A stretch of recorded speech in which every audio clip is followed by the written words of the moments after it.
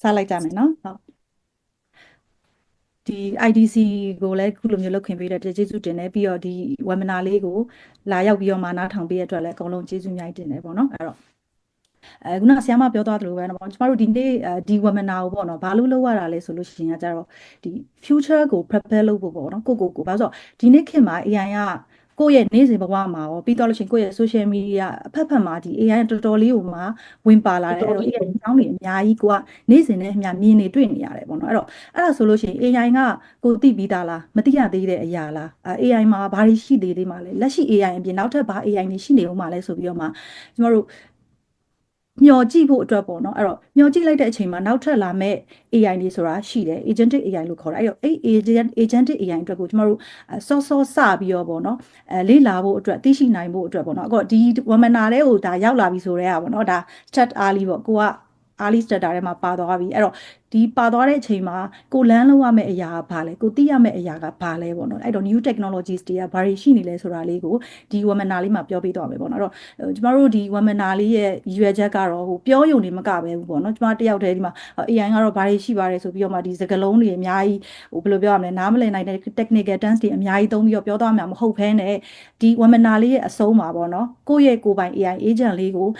simple tools လေးနဲ့ဘယ်လိုမျိုးစောက်လို့ရတယ်လဲဆိုတာလေးကိုပါတစ်ချက် tutorial လေးပြသွားမယ်ပေါ့နော်အဲ့တော့အားလုံးပဲကျမနဲ့အတူတူ like လာပြီးတော့like ပါပြီးတော့မှကြည့်ရှုကြမယ်ပေါ့နော်အဲ့တော့preparing for the future ပေါ့အဲ့တော့ future အတွက် prepare လုပ်ဖို့ဆိုလို့ရှိရင်ကျမတို့ပထမအဦးဆုံးဘာဖြစ်နေလဲဆိုတာရယ်ပြီးဘာဖြစ်မလဲဆိုတာရယ်ကိုအရင်ဦးဆုံးသိရမယ်ပေါ့နော်အဲ့တော့ဒီ webinar လေးမှာကျမပြောချင်တဲ့အရာအဓိကကတော့ဘာလဲဆိုလို့ရှိရင်ကျတော့ဒီနေ့ခေတ်မှာကျမတို့ generative AI ဆိုတာရှိတယ် ChatGPT တို့ပြီးတော့လို့ရှိရင် Gemini တို့ DeepSeek တို့နေ့စဉ်သုံးနေကြတယ်ကျမတို့ social media မှာပုံတွေထုတ်တယ်ဗီဒီယိုတွေထုတ်တယ်ပြီးရင်ကိုလိုအပ်သမျှပေါ့နော် ChatGPT ကိုသွားမေးနေရဲဥမာကိုယ့်ရဲ့အိမ်ရသူနဲ့တောင်မှအဲ့လိုပြောချင်မှပြောမယ်ပေါ့ဒါပေမဲ့ ChatGPT နဲ့ကလုံးဝ close ဖြစ်ပြီးတော့မှသူနဲ့နေ့စဉ်နဲ့အများပြောနေရအဲ့ဒါကကြတော့ဒီနေ့ခေတ်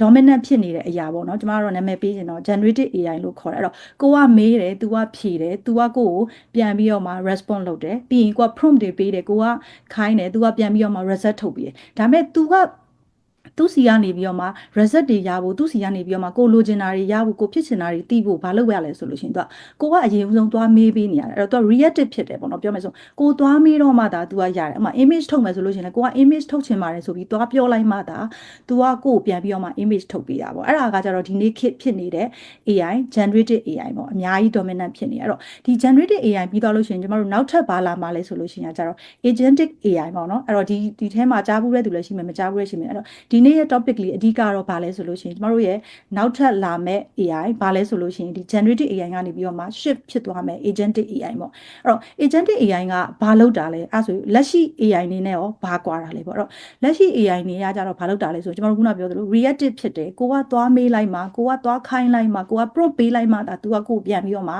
response ပေးတယ်ကိုလိုချင်တာကိုပြန်ပေးတယ်ဒါပေမဲ့ agentic AI ကကြတော့ဘာဖြစ်လာပြီလဲဆိုလို့ရှိရင်ကိုကသူ့ကို goal သတ်မှတ်ပေးလိုက်တယ် objective သတ်မှတ်ပေးလိုက်ဥမာကိုကလူတစ်ယောက်ကိုခန့်လိုက်ပြီဆိုလို့ရှိရင်ဒါမင်းရဲ့အလုပ်ကတော့ဒါမင်းရဲ့ objective ကလို့ဒါလို့ပြောလိုက်ပြီဆိုလို့ရှိရင် तू ကဒီ AI agent ကလေးကသူ့ရဲ့ objective သူ့ရဲ့ goal ကဒါဆိုတာကိုသိသွားပြီဆိုလို့ရှိရင် तू ကဥမာ तू က email ပို့တဲ့ agent လေးပဲထားပါတော့အဲ့ဆိုလို့ရှိရင် तू က email တွေကိုဖတ်တာဒီ email တွေကိုသူ့ဘာသာသူရေးတာပြီးဒီ email တွေကိုသူ့ဘာသာသူပို့တာအဲ့တော့ तू action မှာယူလို့ရတယ်ခုနပြောတယ်ကျမတို့သွားမေးမှပဲ तू ကပြန်ပြောတာမဟုတ်ဘဲနဲ့သူ့ကိုတခါတည်း action လုပ်ခိုင်းလို့ရတယ်အဲ့တော့ကိုယ့်ရဲ့ assistant တယောက်ခန့်တော့မယ်ဆိုလို့ရှိရင်ဒီ assistant လေးကဒီအလုပ်တွေဥမာ email ပို့ဖို့လိုတယ် customer တွေကို Facebook ကနေပြီးတော့မှ reply ပြန်ပေးဖို့လိုတယ် customer တွေကိုဖုန်းခေါ်ဖို့လိုတယ်အဲ့လိုအရာတွေမှန်သမျှကိုကျမတို့ AI agent ဆောက်ပြီးတော့မှလုပ်လို့ရပြီပေါ့နော်ဒီဟာကိုသူက action ကိုယ့်အတွက် action ယူပေးနိုင်တဲ့အရာကို agentic AI လို့ခေါ်တယ်အဲ့တော့ agentic AI သိဖို့ဘာလို့လိုတာလဲပေါ့နော်အဲ့တော့ဘာဖြစ်လို့လဲဆိုရင်ကျတော့အခုကကျတော့ AI ကပေါ့နော်တော်တော်များများကဒီ beyond chat ကိုမေးရင်သူဖြေတာထက်ကိုပို့ပြီးတော့မှသွားနေပြီ automation ပေါ့ automatically သူအလုပ်လုပ်နေပြီ action တွေယူနေပြီအဲ့တော့သူတို့ကဘယ်လိုမျိုးဖြစ်လာလဲဆိုလို့ရှိရင်ကျမတို့ရဲ့နေ့စဉ်ဘဝမှာပေါ့နော်ကိုယ့်ရဲ့လုပ်ဖော်ကိုင်ဘက်တွေရှိတယ်အဲ့တော့ AI agent တွေကလုပ်ဖော်ကိုင်ဘက်တွေအနေနဲ့ဝင်ပါလာပြီကျမတို့ရဲ့နေ့စဉ်ဘဝမှာပြီးရင်အလုပ် environment မှာတော်တော်များများမှာစမ်းသပ်ဆဲအဆင့်ဒါပေမဲ့တချို့နေရာတွေမှာတော်တော်လေးကိုမှသူတို့ကောင်းကောင်းကိုအလုပ်လုပ်နိုင်နေပြီကိုယ့်ရဲ့ digital worker အနေနဲ့သူတို့ကဝင်ပါနေပြီပြီးရင်ကျမတို့ဒီနေ့ခေတ်ပေါ့နော် all major AI labs ဆိုတော့ဥမာ OpenAI တို့ OpenAI ChatGPT ပြီးရင် Gemini အဲ့လိုမျိုး AI lab အကြီးတွေအကုန်လုံးကလည်းဒီ agentic AI မျိုး system တွေကိုဘေးလုပ်ဖို့အတွက်ကိုသူတို့ကလုပ်နေကြပြီပြီးရင်အရင်တစ်ပတ်ကလေးဒီ open AI ကလည်းသူတို့ရဲ့ agentic AI system တွေကိုသူတို့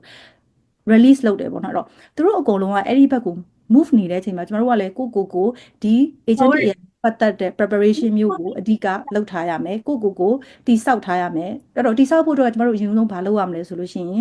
်တိထားရမယ်လေ့လာထားရမယ်ပေါ့နော်အဲ့တော့ဒီ webinar လေးရဲ့ရည်ရွယ်ချက်ကတော့ဒီ agentic AI ကဘာလဲ AI agent တွေဆိုတာဘယ်လိုမျိုးလဲဆိုတာကို focus လုပ်ပြီးတော့မှပြောသွားမှာပေါ့နော်အဲ့တော့okay အဲ့ဆိုလို့ရှိရင်နီးပညာတွေကအများအားပြောင်းလဲနေတာပေါ့နော်အဲ့ဆိုနီးပညာပြောင်းလဲတိုင်းသိရမှာလားtools တွေက AI tools တွေကလည်းအများကြီးပဲဟာတော့ကြာဟို video ထုတ်တဲ့ tools ကတခုပေါ်လာပြန်ပြီ image ထုတ်တဲ့ tools ကတခုပေါ်လာပြန်ပြီဟိုကဘာလို့ဆိုသူတို့ကလည်းဒီ company အကြီးတွေကလည်းအပြိုင်အဆိုင်နေနဲ့ tools ပေါင်းများစွာကိုထုတ်တယ် system ပေါင်းများစွာကိုထုတ်တယ်အဲ့တော့အဲ့ဒီခါတွေအကုန်လုံးလေ့လာမှာလားဆိုလို့ရှိရင်တော့မဟုတ်ဘူးဒါပေမဲ့မလေ့လာပဲနေလို့ရလားဆိုလို့ရှိရင်တော့မရဘူးပေါ့နော်အဲ့ဒါကြောင့်လည်းဒီနေ့ဒီ webinar လေးလောက်ရရည်ရွယ်ချက်တစ်ခုပေါ့နော်အဲ့တော့ဟုတ်ကြည့်ဟုတ်မေးခွန်းရှိလို့လားမသိမေးခွန်းနဲ့အဖြေလေးကိုကျွန်တော်တို့session နောက်ဆုံးလေးမှာဝင်ပြီးတော့မှပြောပေးတာမယ်ပေါ့နော်အဲ့တော့အဲ့ဒီလိုမျိုးဒီ agentic AI ဘက်ကို shift လုပ်လာတဲ့အချိန်မှာအကယ်၍များပေါ့နော် okay AI ကဘာပဲဖြစ်နေငါကတော့ငါလုပ်နေကြအတိုင်းပဲဆက်လုပ်မယ်ဆိုပြီးတော့ကျွန်တော်တို့နေလို့ရလားဆိုလို့ရှိရင်ကြတော့နေလို့မရတော့ဘူးဘာလို့လဲဆိုတော့ကျွန်တော်တို့ history ကိုပြန်ကြည့်လိုက်တယ်ပေါ့ computer တွေခေတ်စားလာတယ် internet တွေခေတ်စားလာတဲ့အချိန်မှာဟိုဒါတွေကိုသိနေမှကိုကဒါအခွင့်အလန်းတွေပေါ်လာတဲ့အချိန်မှာကိုကစုပ်ကင်လို့ရမှာဥပမာ calculator တွေပေါ်လာတဲ့အချိန်မှာကိုကလက်နဲ့ပဲဘလောက်ပဲမြန်အောင်တွက်နိုင် calculator ရဲ့တွက်နိုင်စွမ်းအောင်မမီဘူး computer တွေပေါ်လာတဲ့အချိန်မှာကိုကဘလောက်ပဲဒီ paper တွေနဲ့တေးသေးချာချာစရေးမှတ်နိုင်ဒီ computer ရဲ့စွမ်းအောင်မမိသလိုပဲအဲ့လို internet တွေအဲ့ဒီခေတ်တွေမှာအဲ့လိုမျိုးဖြစ်ခဲ့သလိုမျိုးပဲဒီ AI ခေတ်မှာလည်းကျမတို့ကကို prepare မလုပ်ထားဘူးဆိုလို့ရှိရင်ကျမတို့ဒီနေရာမှာအဓိက၄ချက်ပေါ့နော်ဒီ၄ချက်ကတော့ကိုအတွက်ကိုမှအခက်အခဲတွေဖြစ်နေတယ်ပထမဆုံးတစ်ချက်ကတော့ဘာလဲဆိုလို့ရှိရင်အချိန်တွေကုန်မယ်ဘာလို့လဲဆိုတော့တော်များများကဒီ AI သုံးပြီးတော့မှ automation တွေသုံးပြီးတော့မှအလုပ်လုပ်နေတဲ့အချိန်မြန်အောင်လုပ်နေတဲ့အချိန်မှာကိုကဒါ manual work ပေါ့နော် manual work ဆိုရင်မဲ့လည်းဒီ paper တွေနဲ့လုပ်နေရမဟုတ်ဘူးကိုနေ့စဉ်လုပ်နေကြ computer နဲ့လုပ်တယ်ပြီးဒါမဲ့ကိုယ်တိုင်လုပ်တယ်နောက်ဆုံး AI သုံးတယ်ဆိုရင်တော့မှကိုကသွားမေးလိုက်သူပြန်ဖြေလိုက်ကိုပြန်လုပ်လိုက်အဲ့တော့ automate လုပ်ထားတဲ့လူနဲ့ရှင်းတယ်ဆိုလို့ရှိရင်ကျတော့ကိုယ့်ရဲ့အချိန်တွေကအများကြီးကုန်နေရပေါ့နော်အဲ့တော့အချိန်ကုန်တယ်နောက်တစ်ခုကကျတော့ဘာလဲဆိုလို့ရှိရင်ကိုယ့်ရဲ့ peers ပေါ့အလုပ်ခွင်မှာဆိုလို့ရှိရင်လည်းကိုယ့်ရဲ့လုပ်ဖို့ကိုင်ဘက်တွေရှိမယ်ပြီးရင်ကိုယ်စီးပွားရေးလုပ်တယ်ဆိုလို့ရှိရင်လည်းဒါစီးပွားရေးနယ်ပယ်မှာကိုယ့်ရဲ့ပြိုင်ဘက်ဆိုတာမျိုးရှိမယ်အဲ့တော့အဲ့လိုလူတွေကအကယ်၍များ AI သုံးပြီးတော့မှဒီ automation တွေသုံးပြီးတော့မှမြန်ပို့ပြီးတော့မှ deliver လုပ်နိုင်တယ် grow လုပ်နိုင်တယ်ဆိုတဲ့အချိန်မှာကိုကအကယ်၍ဒီ AI တွေကိုမသုံးခဲ့ဘူးမသိခဲ့ဘူးဆိုလို့ရှိရင်ကျတော့ကိုယ့်ရဲ့ competitiveness ပေါ့ဒီဈေးကွက်ထဲမှာကိုယ့်ရဲ့ချင်းပြိုင်နိုင်စွမ်းဝန်ထမ်းတယောက်အနေနဲ့ပဲဖြစ်စေစီးပွားရေးလုပ်ငန်းရှင်တယောက်အနေနဲ့ပဲဖြစ်စေဒါကနောက်ကျကြံခဲ့မှာကတော့အသေးချပဲပေါ့နော်နောက်တစ်ခုကကျတော့ဘာလဲဆိုလို့ရှိရင် ban out ဖြစ်နိုင်တယ်ဘာလို့ဆိုတော့ကျွန်တော်တို့စီးပွားရေးလုပ်ငန်းတစ်ခုလုပ်တယ်ပဲဖြစ်စေ professional တယောက်အလုပ်လုပ်တာပဲဖြစ်ဖြစ်တနေ့လုပ်ငန်းဆောင်တာတွေကအများကြီးပေါ့နော်အဲ့တော့အဲ့လိုလုပ်ငန်းဆောင်တာတွေအများကြီးဖြစ်တဲ့အချိန်မှာကိုကအဲ့ဒါတွေအကုန်လုံးဥမာခုနပြောမယ်ဆိုလို့ရှိရင်တော့ဒါ Facebook မှာထားလိုက်ပါတော့ customer တွေကကိုလာမီးတယ်အယောက်100လောက်တပြိုင်နက်တည်းမေးလာတဲ့အချိန်မှာကိုက admin ပဲ2ယောက်ထားဒါကိုအတွက်ကဒါကို manually ပြန်ဖြေဖို့က ban out ဖြစ်နေမှာပဲပြီးရင်တော်တော်များများလာမေးတဲ့မေးခွန်းတွေ queries တွေကတူနေတယ်ဆိုလို့ရှိရင်ဒီနေရာမှာကျမတို့က AI chatbot လေးကိုသုံးလိုက်မယ်ဆိုလို့ရှိရင်ကြတော့ तू ကအနည်းဆုံးတစ်ဆင့်ကိုယ့်ရဲ့ assistant အနေနဲ့ဖြေပေးနေတဲ့အတွက်ကြောင့်မလို့ကိုလိုအပ်တဲ့အချိန်မှာဒါဝင်ပြီးတော့မှဖြေရုံပဲပေါ့နော်အဲ့တော့ကျမတို့ကမလိုအပ်တဲ့နေရာတွေမှာကျမတို့ရဲ့ဒီ working စွမ်းအားတွေ energy တွေကိုသုံးနေကြမလို့ပဲနဲ့ကိုယ့်ရဲ့ဟိုဒီ energy တွေကိုဒီ business ကို grow ဖြစ်ဖို့ကို grow ဖြစ်ဖို့နေရာမှာသုံးလို့ရတယ်ပေါ့နောက်ဆုံးတစ်ခုကတော့ဒါပြောစရာတော့မလိုဘူးပေါ့နော်ကျွန်တော်တို့ opportunity တွေကို miss ဖြစ်သွားနိုင်တယ်ကဲ၍များအခုဆိုရင်ဖြစ်နေပြီပေါ့နော်ဒီ agentic AI ခေတ်ဖြစ်လာတဲ့အချိန်မှာဒီ AI agent တွေအကြောင်းသိနေတဲ့သူနောက်ဆုံးပေါ့နော်ဒီ AI သုံးပြီးတော့မှအလုပ်လုပ်တတ်တဲ့သူနဲ့ AI မသုံးဘဲနဲ့အလုပ်လုပ်တတ်တဲ့သူနဲ့ရှင်းလာမယ်ဆိုလို့ရှိရင်ကိုယ့်ရဲ့ career မှာပဲဖြစ်စေကိုယ့်ရဲ့ income potential မှာဖြစ်စေဒီ skills ကိုမထပ်ထားဘူးဆိုလို့ရှိရင်ကျမတို့ opportunity တွေအများကြီး loss ဖြစ်သွားနိုင်တယ်အခွင့်အလမ်းတွေအများကြီးဆုံးရှုံးသွားနိုင်တယ်ပေါ့နော်အားကြောင့်မို့လို့ prepare လုပ်ဖို့ကအရေးကြီးတယ်ပေါ့နော်အဲ့တော့ okay အဲ့ဆိုလို့ရှိရင်prepare လုပ်ချင်တယ်okay agentic AI ကလည်းလာပြီးprepare လုပ်ဖို့ကလည်းသိကြတယ်လုပ်ဖို့လို့အဲ့တော့ဘယ်လိုလုပ်ဖို့လို့လဲပေါ့ AI တွေကအများကြီးဘယ်လိုစရမလဲဒါနည်းပညာရောမရင်းနှီးတဲ့သူရောစဖို့လွယ်လားပေါ့အဲ့လိုမျိုးပြောမယ်ဆိုလို့ရှိရင်ကျမတို့ဒီနေရာမှာအဆင့်လေး3ဆင့်ပေါ့နော်ကိုယ်တိုင်းစတင်ဖို့အတွက်ကိုအဆင့်လေး3ဆင့်ကိုကျမတို့ recommend ပေးခြင်းတယ် ပထမအဆုံးတစ်ဆင့်ကတော့ဗာလဲဆိုလို့ရှိရင်ကျတော့ landscape ကိုကျမတို့နားလည်ဖို့လိုတယ်ပေါ့နော် landscape ကိုနားလည်ဖို့ဆိုတော့ okay AI သင်မယ်ဆိုပြီးတော့မှ Python ကြီးသင်တိုင်းဒီ coding တွေတွားတက်ရမှာလားဆိုတော့မဟုတ်ဘူးပေါ့နော်ဒီနေ့ခေတ်မှာကျမတို့ no coding ကိုလေ့လာစရာမလိုဘူး coding ကိုသိစရာမလိုဘဲနဲ့ကိုဒီ AI agent တွေတိစောက်လို့ရနေပြီကိုက AI agent ဆိုတာဘာလဲဆိုပြီးတော့မှသိဖို့ပဲလိုတယ်အဲ့တော့ကျမတို့ခုနပြောသွားသလို generative AI ကအဖြေတွေကိုပေးတယ် agentic AI က action တွေကို take လုပ်တယ်ဆိုတာလေးကိုအရင်ဦးဆုံး understand landscape လေးကိုနားလည်သွားမယ်ပြီးနောက်တစ်ခုကကြတော့ဗာလဲဆိုလို့ရှိရင် experiment လုပ်ကြည့်မယ်ဘာလို့ theory တွေဘလောက်ပဲပြောနေကျွန်မဒီ webinar မှာဘလောက်ပဲagentic AI ကတော့ဘလို့သူတို့ကဘလို့ perform လုပ်တာဘလို့မျိုးတွေရှိတယ်အဲ့လိုမျိုးဘလောက်ပဲပြောနေကိုယ်တိုင်လုပ်ကြည့်မှဒါကဘာလဲဆိုတော့ကိုကသိမှာအဲ့တော့ theory တွေကကိုယ်ကောင်းထဲမှာမဝင်စေဘူးပေါ့နော်ကိုယ်တိုင်လုပ်ကြည့်မှဒါ okay ဒါကတော့ AI agent ဆိုတာဒါပါလားဒီလိုအလုပ်လုပ်ပါလားဆိုပြီးတော့မှဒီ simple step လေးကနေပြီးတော့မှစလိုက်မယ်ဆိုလို့ရှိရင်ကြတော့တဖြည်းဖြည်းချင်းပေါ့နော်ကိုယ့်ရဲ့လက်ရှိအလုပ်မှာဥပမာကိုက HR ဖြစ်စေ finance ဖြစ်စေဒါမှမဟုတ် business owner ဖြစ်စေပေါ့နော်ကိုယ့်ရဲ့နေ့စဉ်လုပ်နေတဲ့အလုပ်ဒီ apply to your work ပေါ့နေ့စဉ်လုပ်နေတဲ့အလုပ်မှာထက်ခါလုပ်နေတဲ့အရာတွေရှိတယ်အဲ့ဒီထက်ခါလုပ်နေတဲ့အရာတွေကိုကျမတို့က AI agent စောက်ပြီးတော့မှသူ့ကို handle လုပ်ခိုင်းလို့ရတယ်ပြောမယ်ဆိုတော့ကျမတို့အများတန်းပေါ့နော်လုပ်တင်ရမ်းများတဲ့ချိန်မှာပြောလို့ရှိရဲပေါ့။ဘာလဲဆိုရင်နှစ်ကိုသာခွဲထားလိုက်ခြင်းနဲ့ဆိုအဲ့လိုမျိုးနှစ်ကိုခွဲလို့ရနေဘာလို့ကိုလောက်နီးပါ sorry ကိုလောက်နီးပါအရေးချင်းရှိတယ်ကိုလောက်နီးပါ knowledge ရှိတယ် AI agent ကိုကတိဆောက်လို့ရနေပြီဒါပေမဲ့တခါတည်းတိဆောက်လို့ရမှာလားဆိုတော့မဟုတ်ကျမတို့ကဖြည်းဖြည်းချင်းပထမအဆုံးဒီ small scale ဖြစ်တဲ့ရိုး simple agent လေးကိုအရင်ဆုံးတိဆောက်ရင်းနဲ့မှာကိုယ့်အတွက်တကယ်အသုံးဝင်တဲ့ agent ကိုစောက်ပြီးတော့မှသုံးလို့ရနေပြီပေါ့ sorry ပါ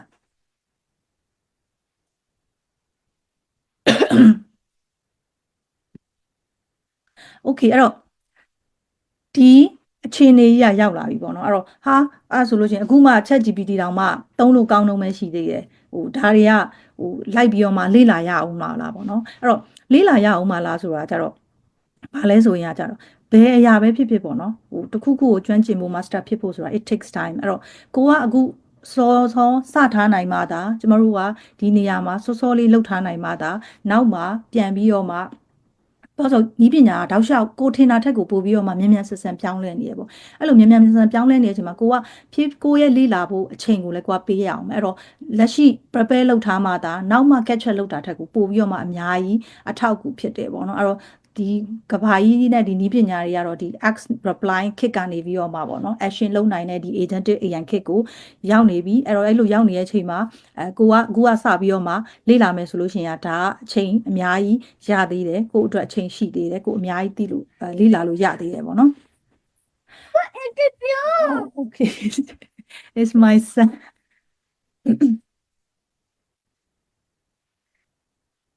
အဲ့တော့ပထမအောင်ဆုံးပြောတာတွေကတော့ပြီးသွားပြီပေါ့နော်ပြောတာတွေကပြီးသွားပြီဆိုလို့ရှိရင်ကျွန်တော်တို့အခုဒီနေ့ဒီနေရာမှာအတူတူပေါ့နော်လေးလာခြင်းတဲ့အရာလေးကတော့ဘာလဲဆိုလို့ရှိရင်ကြတော့ကိုယ့်ရဲ့ကိုယ်ပိုင် agent ကိုGemini သုံးဖို့ကြမယ်ထင်ပါတယ် Google Gemini ပေါ့နော် ChatGPT လိုမျိုးဒီ Google မှာရှိတဲ့ Gemini ဆိုတာရှိတယ်အဲ့ဒီ Gemini လေးမှာကိုယ့်ရဲ့ကိုယ်ပိုင် simple agent လေးကိုဘယ်လိုမျိုးစောက်လို့ရလဲဆိုတာလေးကိုဒီမှာအတူတူတစ်ချက်တောက်ပြသွားမယ်ပေါ့နော်အဲ့တော့သူ့ရဲ့နီးလန်းလေးကတော့ရှင်းတယ်ပထမဦးဆုံးဒီGemini ကိုတွားလိုက်မယ်ပေါ့နော်အဲ့တော့ကျွန်မဒီမှာဒါကတော့အဆင့် step by step လေးကိုပြောထားတာပေါ့နော်ဒါပေမဲ့လည်းတစ်ခါတည်းhands on okay အားလုံးမြင်ရပြီလို့ထင်ပါတယ်ဟုတ်တယ်နော်အဲ့တော့ကျွန်တော်တို့ကပထမဦးဆုံးဒီGemini ကိုရောက်ပြီပေါ့နော်ဒီ gemini.google.com ကိုရောက်ပြီဆိုလို့ရှိရင်ကြတော့သူ့ရဲ့ဒီဘက် menu လေးမှာဘာလဲဆိုတာရှိလဲဆိုလို့ရှိရင် explore gem ဆိုတာရှိတယ်အဲ့တော့အဲ့ဒီဟာလေးကိုကျွန်တော်တို့နှိပ်လိုက်မယ်ဆိုလို့ရှိရင်သူကဘာရောက်သွားလဲဆိုတော့ my gem ဆိုတာရှိတယ်အဲ့တော့ဒီနေရာကဘာလဲဆိုလို့ကျွန်တော်တို့ရဲ့ပထမဦးဆုံး AI agent simple AI agent လေးကိုစောက်ဖို့အတွက်စလို့ရတဲ့နေရာပေါ့အဲ့တော့ဒီထက်ပိုပြီးတော့မှနောက်ထပ်ပေးလို့ဖို့ကတော့အများကြီးရှိတယ်ပေါ့ဒါပေမဲ့ကျွန်တော်တို့စဖို့အတွက်ကဒီနေရာလေးကတော်တော်လေးကိုကောင်းတဲ့ကြောင့်ကျွန်တော် recommend ပေးတယ်အဲ့တော့ကိုပိုင် agent လေးစောက်ဖို့အတွက်ဆိုလို့ရှိရင်ဒီမှာ new gem ဆိုပြီးတော့ကျွန်တော်တို့နှိပ်လိုက်ရတယ်အဲ့တော့ new gem ဆိုပြီးတော့နှိပ်လိုက်ချင်မှာသူကဘာပေါ်လာလဲဆိုလို့ရှိရင်ကြတော့ဒါကကျမတို့ရဲ့simple ဖြစ်တဲ့ custom AI agent လေးအဲ့တော့ကျမတို့မှာနေ့စဉ်နဲ့အမျှ ChatGPT နဲ့သုံးနေတယ် Gemini နဲ့သုံးနေရဆိုရင်တော့မှကျမတို့ repetitive အများတန်းသုံးနေတဲ့အရာတွေရှိတယ်ပေါ့နော်အဲ့ repetitive သုံးနေတဲ့အရာတွေကိုကျမတို့ကဒီ AI agent လေးတက်စောက်ပြီးတော့မှထားလိုက်မယ်ဆိုလို့ရှိရင်ကြတော့ဒီ AI agent ကဒါကိုပဲသူက specific လုပ်တာဒီ objective ဒီ goal ကိုပဲ specific ကိုလုပ်ပေးတာပေါ့နော်အဲ့တော့ဒီနေရာမှာကျမတို့ဘာကိုတူစောက်လိုက်မလဲဆိုလို့ရှိရင်ကြတော့ အတူတူစောက်ကြည့်မယ်အရာကကျတော့ဟိုဟာလေးလောက်ကြည့်ကြမယ်နော် AI agent idea ဆိုပြီးတော့မှစောက်လိုက်မယ်အကယ်၍ကိုက HR professional ဆိုလို့ရှိရင်ကိုက HR အမြဲတမ်း CV တွေကို screen လုပ်နေရတယ်ဆိုလို့ရှိရင်ဒီနေရာမှာဒါကိုယ့်အတွက် CV screener လုပ်ပေးမဲ့ agent လေးဒါမှမဟုတ်ကိုက finance သမားဆိုလို့ရှိရင်ကိုကစိန်ရင်းနေနဲ့ပတ်သက်ပြီးအမြဲတမ်းလုပ်နေရတယ်ဆိုရင်ဒါ finance သမားလေးပြီးဒါမှမဟုတ်ကိုကနီးပညာသမားနီးပညာနဲ့ပတ်သက်ပြီးတော့အမြဲတမ်းချိန်မီအောင် update ဖြစ်အောင်လို့စာတွေအများတန်း like ဖတ်နေရတယ် research အများတန်း like လုပ်နေရတယ်ဆိုလို့ရှိရင်ဒီနေရာမှာ researcher လေးစောက်လို့ရတယ်ပေါ့နော်အဲ့လိုလေးစောက်ဖို့အတွက်ကျမတို့ပထမဆုံးဘာလုပ်ရမလဲဆိုတော့ name ပေါ့ကိုပေးခြင်းနဲ့ဒီကိုယ့်ရဲ့ AI agent လေးကိုပေးခြင်းနဲ့နာမည်ပေါ့ကြိုက်တယ်လို့ပေးလို့ရတယ်ထပ်မိုးလည်းပေးလို့ရတယ်အကုန်ပေးလို့ရတယ်ဒါပေမဲ့ကိုကသူ့ကိုသွားမေးတဲ့အချိန်မှာ तू ကဘာလုပ်လဲကိုစောက်ဒီ agent ကိုဘေးလုပ်တက်သွားပြီဆိုတာနဲ့ကိုက agent အများကြီးစောက်လို့ရပြီအဲ့တော့ဒီ agent ရဲ့ name ကိုကြည့်လိုက်တာနဲ့ okay ဒီ agent ကတော့ငါအတွက်ဘယ်အလုပ်ကိုလုပ်ပေးမဲ့အရာလဲဆိုတော့သိဖို့အတွက်ကိုသူ့ကိုကျမတို့ကောင်းကောင်းလေး name တစ်ခုလေးပေးထားလိုက်တယ်ပေါ့ပြီးရင်ဒီနေရာမှာတော့အချိန်မကုန်အောင်လို့ကျမကြိုပြီးတော့မှရေးထားလိုက်တယ်ပေါ့နော်အဲ့တော့သူ့ရဲ့ description ပေါ့ description ကကြတော့ဘာလုပ်တာလဲဆိုလို့ရှိရင်ကြတော့ okay ဒီ agent လေးရဲ့နာမည်ကတော့ AI agent idea တွေကို validate လုပ်ပေးဖို့ပေါ့နော်အဲ့တော့ description ကတော့ဘာလဲဆိုလို့ရှိရင် AI agent validator လေးဒီ professional တွေကိုကိုလုပ်ချင်တဲ့ကိုယ့်ရဲ့နေ့စဉ်ဘဝမှာကိုသုံးလို့ရမယ် AI agent ideas တွေကို develop လုပ်ပေးတဲ့နေရာမှာကူညီရမယ် agent လေးဆိုပြီးတော့မှသူ့ရဲ့ description ကိုပေးလိုက်တယ်ဒီ description ပေးခြင်းအပြင်ကျွန်တော်တို့ okay ဒီ agent ရဲ့နာမည်ကိုကြည့်အောင်လည်းမသိဘူးဆိုလို့ရှိရင်သူ့ရဲ့ description ကိုသွားကြည့် okay ငါဒီ agent လေးကိုတော့ဒီ AI agent idea တွေ validate လုပ်ဖို့အတွက်စောက်ခဲ့တာပဲဘေးလုပ်ခဲ့တာပဲဆိုတော့ကိုမှတ်မိသွားတယ်ဒါမှမဟုတ် HR ဆိုလို့ရှိရင်လည်း HR screener အတွက် CV တွေကို screen လုပ်ဖို့အတွက်စောက်ခဲ့တာဆိုတော့ကိုမှတ်မိသွားတယ်ပေါ့နော်အဲ့တော့နောက်တစ်ခုကကျတော့ကျွန်တော်တို့ဗာလဲဆိုလို့ရှိရင် instruction ဆိုတာကတော့ကျွန်တော်တို့ဒီနေ့ AI ခေါ်နေဆိုလို့ရှိရင်တော့ prompt ပေါ့ဒီ agent လေးကဘာလုပ်ရမှာလဲသူ့ရဲ့ specific role ကဘာလဲသူ့ရဲ့ text တွေကဘာလဲအဲ့တော့ကျွန်တော်တို့ prompt ကိုကောင်းကောင်းပေးနိုင်ရင်ပေးနိုင်သလားသူကအလုပ်ကောင်းကောင်းပို့ပြီးတော့မှလုပ်နိုင်တယ်ပေါ့နော်အဲ့တော့ဒီနေရာမှာprompt ကိုသူနဲ့ပတ်သက်တဲ့ prompt ကိုရေးကြမယ်ပေါ့နော် prompt ကိုလည်းကိုကအစအဆုံးကိုရေးနေကြမလို့ဒါဒီနေ့ခေတ် AI နေရဲ့အကူအညီနဲ့ကျွန်တော်တို့အများကြီးသုံးလို့ရပြီပေါ့နော်အဲ့ဒီအပြင်ကိုဘာလုပ်လို့ရလဲဆိုလို့ရှိရင်ကိုရေးထားတဲ့ဒီ prompt ကိုဒီမှာGemini ကိုသုံးပြီးတော့မှပို့ပြီးတော့မှကောင်းအောင်လို့အတွက်လည်းပြန်ပြီးတော့မှ rewrite လုပ်လို့ရတယ်အဲ့တော့ तू ကသူ့ကိုဘာလုပ်လိုက်မလဲဆိုလို့ရှိရင်ပထမဆုံးねကျမတို့ AI agent စောက်လိုက်ပြီဆိုလို့ရှိရင်သူ့ရဲ့ role ကိုသတ်မှတ်ပေးလိုက်တာအဲ့တော့ AI agent ကို AI agent လို့မမြင်မဲနဲ့ကိုကဝန်ထမ်းတစ်ယောက်ခန့်လိုက်တယ်ပေါ့နော်ဥပမာကိုယ့်ရဲ့ဒီဝန်ထမ်းကဒီ AI agent idea တွေကို validate လုပ်ပေးမဲ့သူဒီဝန်ထမ်းက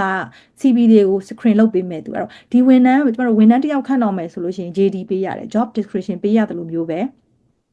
သူ့ကိုလည်း job description ပေးလိုက်တာပေါ့ဒီမင်းရဲ့ objective ကတော့ဒါမင်းလုပ်ရမယ့်တာဝန်တွေကတော့ဒါမင်းရဲ့ goal ကတော့ဒါပြီးရင်ဘယ်လိုပုံစံမျိုး behave လုပ်ရမလဲဘယ်လိုပုံစံမျိုး तू ကအကယ်၍ဒါ conversational style agent ဖြစ်ခဲ့ဆိုရင်ဘယ်လို converse လုပ်ရမလဲဥပမာအကယ်၍မှာ customer service ဆိုရင်ဒါ politely ပေါ့ရင်ကြီးကြီးနဲ့ရိုးရိုးသားသားပြောရမယ်အဲ့တော့ overall tone နဲ့ဘယ်လိုမျိုးပြောရမလဲဒါမှမဟုတ်ဒီထဲမှာဆိုလို့ရှိရင်ကျမတို့ဒါ coach ဆရာမတွေပါတယ်ပေါ့နော်ကိုယ့်အတွက် assistant coach လေးစောင့်မယ်အဲ့ဆိုလို့ရှိရင်ဒါ coach တစ်ယောက်ကမေးတဲ့မေးခွန်းတွေ coach တစ်ယောက်လိုက်နာတဲ့ principle တွေကိုကျမတို့ဒီ instruction ထဲမှာတခြားထည့်ထားလိုက်မယ်ဆိုလို့ရှိရင် तू က coach အနေနဲ့ကိုယ့်ရဲ့ assistant coach အနေနဲ့ကိုသူကကိုကူညီပေးလို့ရတယ်ဒါမှမဟုတ်လို့ရှိရင်လည်းတခြားတစ်ယောက်ကိုသူကိုယ့်ရဲ့ coach အနေနဲ့တွားပြီးတော့မှအဆိုင်ချထားလို့ရတယ်ကိုယ့်စီကိုရောက်မလာခင်ကိုယ့်ရဲ့ coach နဲ့လုပ်လို့ရတယ်ပေါ့အဲ့တော့သူ့ရဲ့ဒီ objective နဲ့ပတ်သက်တဲ့သူ့ရဲ့ goal နဲ့ပတ်သက်တဲ့အရာတွေကိုကျွန်တော်တို့ဒီထဲမှာရေးထားလိုက်ရေးပြီးတော့လို့ရှိရင် AI agent လေးရဲ့နောက်တစ်ခုကတာရာကြပါလဲဆိုတော့ကျွန်တော်တို့ agent တွေကခုနဟို